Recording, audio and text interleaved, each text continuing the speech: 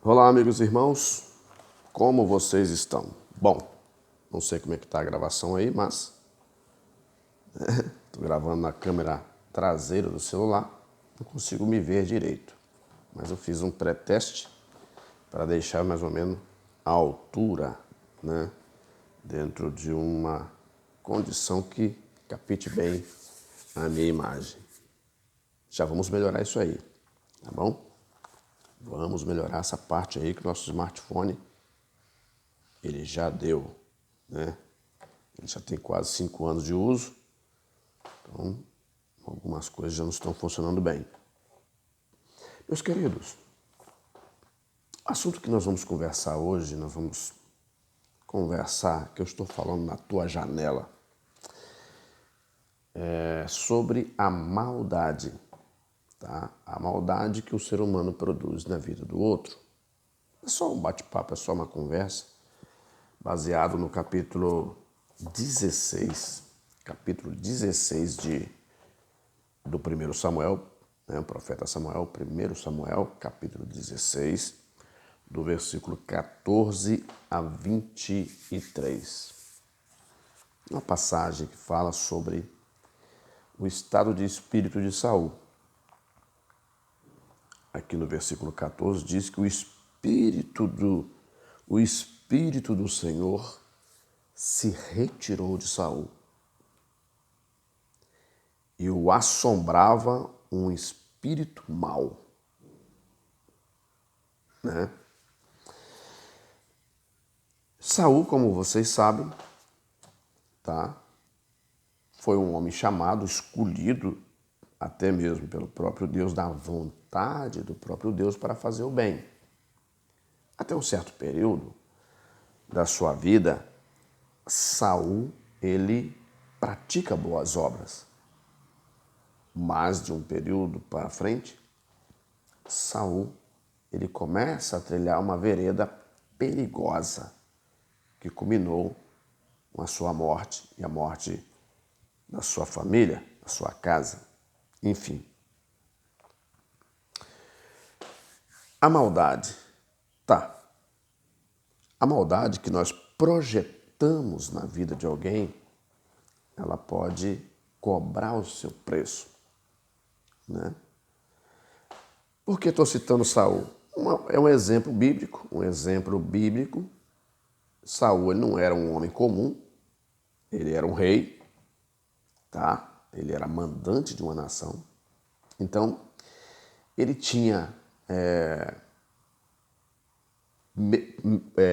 pelos motivos pelos quais foram chamados, ele tinha a chance, ele teve a chance e a oportunidade de fazer as coisas certas. Primeiro, porque quem o chamou iria lhe dar a ele todos os suprimentos que ele precisasse, como vocês verem em toda a história daquela nação. Só que Saul, ele envereda-se por um caminho perigoso de maldade, né? Por final, Deus decide levantar um novo rei, certo? Quando Saul descobre que esse rei, ele é Davi, ele descobre essa pessoa, ou o candidato que seria o próximo rei, Saul, ele organiza ou prepara uma caçada ao novo candidato a rei. Daí para você ver que Saul já não estava mais debaixo das orientações divinas. Ele estava seguindo suas próprias orientações. Então as perturbações começaram a se aproximar da vida de Saul e da sua casa. E o fim de Saul não foi bom. Bom, vem comigo aqui. O ser humano, ele tem um instinto que ele precisa ser dominado, controlado. Qual é o instinto? O ser humano, quando ele está... não é todos, né? Não é todos, não. Conheço muitos que não é assim. Quando ele está numa condição favorável, bem abastecido, quando ele tem vantagem sobre as demais pessoas, igual a ele, está entendendo? ele agora passa por um estado de espírito assim, bom, se eu deixar estas coisas irem acontecendo assim, eu vou perder meu espaço. Eu não vou ter mais o brilho. Então a pessoa sempre pensa que ela é, por um momento a pessoa pensa que ela é imortal. E pessoas que podem ser, elas dizem assim, essa pessoa para mim é uma ameaça. Eu vou arrumar um jeito de eliminar essa pessoa ou dificultar o seu caminho. O ser humano, se ele recebe na vida oportunidades que o outro ainda não recebeu, ele precisa compreender a mensagem. Olha, você está tendo essa oportunidade que você sabe que posição de rei não é para todos. Certas posições na sociedade não é para todos, não é porque existe um seletivismo da parte do Criador, não. É mérito. A pessoa buscou, alcançou. Tá entendendo? Então, muitas coisas, muitos homens e mulheres na vida, no mundo, estão em determinadas posições por mérito. Mas alguns chegaram lá dentro da maldade, né? E ao chegar na maldade, ele vai continuar projetando essa maldade a fim de se perpetuar. É o caso de Saul. Saul, da mesma forma. O caso de Acabe. Na história de Acabe você vai ver qual foi o fim de Acabe. Eu estou citando passagens, histórias que aconteceram, que foram registradas na Bíblia, para que você possa entender que mesmo as pessoas a qual estão envolvidas com Deus, ou professam o nome de Deus, e se acham na garantia de produzir a maldade na vida do seu irmão. Você sabe que... Desculpa. Você sabe que dentro de uma igreja, né, o apóstolo Paulo falou que existe dentro de uma casa vasos para honra e desonra. Então, dentro de uma igreja, há pessoas que, ao receber a mensagem transformadora de Cristo, essa pessoa passa a produzir agora o fruto do arrependimento. De uma pessoa que se arrependeu das suas más ações do passado. E Deus gosta disso. Deus gosta de pessoas que tenham, que conheçam o seu estado de que não estava bem, e reconheçam e se arrependam. Você quer chamar a atenção de Deus? É você se arrepender dos seus maus atos. Falar, eu não fui bem, eu vacilei mesmo, cometi um erro, eu prejudiquei pessoas, isso chama-se arrependimento. Mas há pessoas que elas acham que as outras pessoas não são dignas, não merecem viver, que o espaço é só delas, que o direito é só deles. E ao achar que esse direito é só delas, elas vão trabalhar, né, para eliminar aqueles que servem como ameaça. Saul, por um determinado período da sua vida, ele fez tudo certinho conforme manda o protocolo. Fez o bem, ele eliminou o mal, procurou amparar o povo, mas num período para frente, Saul começou a olhar mais para si mesmo do que para as pessoas. Então, quando ele fazia o mal a alguém, ele se sentia no direito por causa do poder que tinha e o status que tinha. Ele era rei. E muitos reis no passado se sentiam como deuses. Eles achavam, dentro das suas mentes, que eles tinham o poder de dar a vida, tá? E o poder de não deixar viver. Ainda existe regentes no mundo assim hoje? Você acha que tem no século XXI? Eu acredito que ainda tenha pessoas que têm essa mente. Aquela pessoa ali me incomoda, eu vou eliminar. Você lembra da vinha de Nabote? Você lembra como que Nabote morreu? Como que Nabote perdeu a sua vida? Nabote era um camponês que tinha lá sua fazendinha, seu pedacinho de terra que herdou da sua família, mas Acabe era rei. E Acabe queria justamente aquele pedaço de terra ali. Tentou comprar de Nabote. Nabote não vendeu. Falou que não posso vender, mas esse aqui tem um sentimento muito grande, é uma herança de família. Então agora todo um plano é orquestrado para eliminar Nabote. E uma das ações do plano que orquestraram para poder eliminar Nabote e Acabe tomar posse da sua vinha foi a mentira. Inventaram um crime para Nabote e Nabote foi criminalizado inocente, sem ter cometido o crime. Então agora ele foi assassinado por Jezabel, que era rainha, junto com Acabe.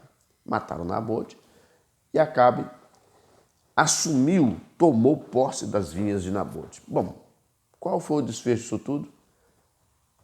A derrota, né, de Acabe. Acabe não terminou bem. Acabe não terminou bem e Saul também não terminou bem. Ser chamado por Deus é uma coisa. O que vai decidir quem somos depois da chamada são as nossas ações. Eu sou fulano de tal, tá? Até que ponto vai os meus direitos? Então, Saul, ele, por se achar acima da lei, acima de qualquer coisa, ele fazia o que ele bem entendia. Nem a Deus mesmo, que o projetou, ele obedecia. Então, Deus, o que Deus fez com ele? Ele falou, bom, Saul, Deus falou assim, já que Saul ele não precisa de mim, eu vou me retirar. Ao se retirar, o Todo-Poderoso se retira da vida de Saul, quem entra é o espírito mau. E agora o espírito mau atormenta Saul dia e noite. É aí que entra Davi com a sua harpa, que ele foi convidado a tocar na casa do rei, para poder aquele espírito mau que perturbava Saul, não deixava ele dormir, não deixava ele ter paz, aquele espírito ir embora. O que eu quero dizer para vocês? Que há muitas pessoas perturbadas, pessoas que produzem maldade na vida do outro, elas sempre se compensam da maldade. Ela sempre vai achar que as pessoas estão maquinando e conspirando contra ela e elas vão trabalhar para eliminar. Elas não conseguem dividir um espaço com o outro. Está entendendo? Por exemplo, há lugares, eu vou citar coisas assim, há situações seguintes, que eu gosto de uma cor, minha esposa gosta da outra. Mas por que nós estamos vivendo junto? Porque nós escolhemos ignorar as coisas que estão fora de nós para nos amarmos e gostarmos um do outro.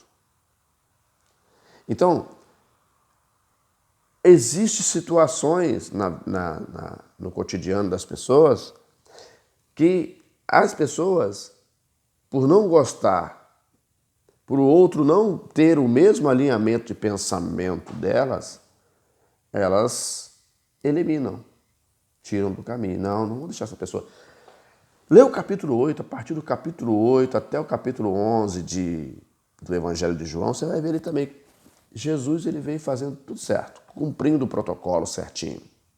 Mas o que os sacerdotes, os escribas e fariseus falaram quando eles não se davam, né? Ali eles se juntaram e fizeram. Isso acontece. Às vezes há na sociedade certos grupos que não se dão. Mas quando surge um grupo que se destaca, aqueles que não se dão se juntam aos outros para poder derrotar aquele. Nessa caçada, né, a uma pessoa insana e cega, o que acontece?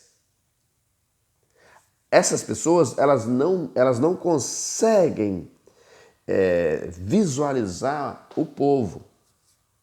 Elas entendem que só elas vivem O mundo é só delas, o espaço é só delas, e entende que aquelas pessoas que estão ali, que não estão no mesmo alinhamento dela, devem ser eliminadas. Isso acontece no mundo. O mundo em que vivemos, ele é cheio dessas coisas. Se você quiser entender as coisas, você precisa explorar a história dos mundos. Nenhuma nação é tão santa quanto parece. Todas as nações, elas têm seus pecados por causa dos seus dirigentes. Agora, Saul, ele estava deixando o povo enfermo. A nação estava enferma porque o seu mandatário estava tratando das coisas pessoais e esquecendo de cuidar da nação. Caçando as pessoas que não eram do mesmo alinhamento dele. Um deles foi o próprio Davi. Então, há no mundo, e até dentro da própria igreja, já que nós estamos num contexto cristão, e eu falo para um grupo de pessoas cristãs, dentro da própria igreja há pessoas assim, que quando chegam num determinado cargo, essa pessoa acha que ninguém mais deve chegar naquele posto e fazem de tudo para eliminar. Quando isso acontece, Satanás gosta. Por que Satanás gosta? Porque ele vai ter mais vítimas, ele vai matar mais pessoas, ele vai ceifar mais vidas e vidas perdidas, vidas que não alcançarão a salvação. Sou eu que estou julgando? Não. Essas pessoas, quando elas não permitem a bondade de Deus tomar conta dos seus corações, elas fazem isso. Chegou dentro de uma determinada... Há indivíduos é assim. Eu estou há muitos anos na igreja e visualizo algumas coisas, né? Não só na igreja onde eu estou, mas em outras também. Há pessoas que estavam lá embaixo. É resgatado, tratado, preparado, despontou, pelo seu engajamento foi chegando a postos importantes e quando chega ali, não consegue ter a mesma misericórdia com as outras pessoas como tiveram aqueles que o antecederam. Não consegue. Há aqueles que se sentem até maior do que Cristo. Se sentem até muito maior do que Paulo, os apóstolos que vieram antes de nós. Por um momento eles se pensam que são deuses e produzem maldades. Aí, a partir desse momento, com essa mente, ao invés de produzir a bondade que Deus ele quer que a pessoa produza, ela produz a maldade. Vai eliminando as pessoas que podem ser uma eventual ameaça para o seu posto. Todo trabalhador no reino de Deus, ele precisa ter uma coisa, a missão como propósito. No Evangelho de Tiago, na carta de Tiago, Tiago diz que nós precisamos pregar o Evangelho e se afastar da corrupção do mundo. Agora, quando eu passo a estar preocupado muito com o meu posto, comigo mesmo, eu não consigo ter compaixão das outras pessoas. A compaixão, ela é uma marca do reino de Deus. E Cristo, por muitas vezes, ele moveu-se de íntima compaixão. Ele não julgou aquela pessoa. Ah, não, essa pessoa está ali porque ela está em pecado. Não, ele não julgou. Ele moveu-se de íntima compaixão. Então, o que Cristo passou para nós como receita? Ide, pregar o evangelho a toda criatura. Aquele que crê for batizado será salvo. Curai os enfermos. Expulsai os demônios. Está entendendo? Nós fomos chamados para poder tirar o peso do mal da vida das pessoas. Isso em todos os aspectos. Dentro de uma igreja, uma empresa, uma instituição, nas áreas públicas e governamentais. Todo agente público, ele está ali por quê? Para poder fazer o bem à sociedade, para fazer o bem às pessoas. E se produz maldade, o que vai colher é perturbação. Se pessoas que fazem maldade às outras e agem de maneira imparcial ou de maneira parcial, o que elas vão colher é perturbação de espírito. quando deitarem na cama para dormir, eu tenho certeza que não dormirão em paz. Terão que tomar remédios para poder dormir, remédio controlado para dormir. Por quê? Por causa das maldades que produzem. Então, a lição de Saul é uma lição que nós devemos observar e ter ali como observação que não devemos praticar as más obras que Saul cometeu. Não devemos praticar essas obras, nem na igreja e nem fora da igreja, nem na política, nem em lugar nenhum. Porque o indivíduo que produz maldade na vida de outras pessoas, seja na vida de um outro colega, na vida de uma família, na vida de uma cidade, na vida de um povo ou de uma nação, ele vai colher perturbação. Seu fim não será bom. Por mais que ele seja venerado, o fim não será bom. Então, fazer o bem é a melhor escolha. O que eu quero deixar aqui como palavra é que nós temos a oportunidade de fazer o que é bom. Sendo você um presidente da República, sendo você um senador, sendo você um deputado, sendo você um vereador, um prefeito, um governador, um dirigente de uma empresa, um gerente de uma empresa, um pastor, um presbítero, um diácono, um auxiliar, um evangelista, um missionário. Nós temos a oportunidade de fazer o bem. Nós chegamos no posto, né? Alguns chegam fácil, outros chegam com dificuldade. Quando chegamos no posto, não é para nós produzirmos a maldade na vida das pessoas e acharmos que nós vamos perder o nosso espaço, perder o nosso brilho e queremos apagar o nosso irmão ou eliminar ou tirar o nosso irmão de cena. Não é verdade? Olha, às vezes quando o apóstolo Paulo diz, não sei se é o capítulo 4 de 1 Timóteo, ou o capítulo 3 ou de 1 Timóteo, quando ele diz que uma parte lá que há pessoas nos últimos tempos que serão ingratos para com os bons. Tem pessoas que não conseguem ver a graça que foi colocada sobre ele e produz o mal, até mesmo dentro da igreja. Ele é atendido, tem assistência, é servido. No momento em que é para servir, não faz da mesma reciprocidade. Isso é produzir o mal. Então, temos que ter cuidado, vigiar muito. E uma das coisas que eu aconselho aqui, qual é a nossa missão? Pregue o evangelho. É jovem, é moço, é rapaz, é irmão, é irmã, é obreiro, é família. Fomos chamados para pregar o evangelho a toda criatura. Tirar o peso do jugo do mal da vida das pessoas. Nós não temos tempo para fazer o mal. Se algum de vocês tem tempo para fazer o mal, a perturbação será a tua companheira. Então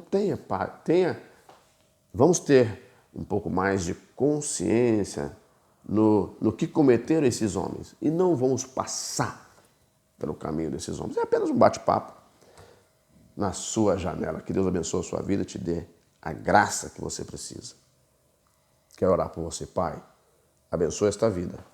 Dê a ela a oportunidade que ela precisa, curando os teus males e suas enfermidades, dando a elas, ó Pai, a vitória, no nome de Jesus. Manda um abraço para a igreja de Gironda, Congregação Assembleia de Deus de Gironda, todos os irmãos ali, também o nosso pastor presidente, pastor Haroldo Pascoal, todos os irmãos do campo do ministério IAD, para minha mãe Maria Rita Rosa, para toda a minha família, para minha esposa linda Rosilene Vieira de Souza, todos os meus filhos, genros, noras e netos. Um grande abraço a vocês, amo todos.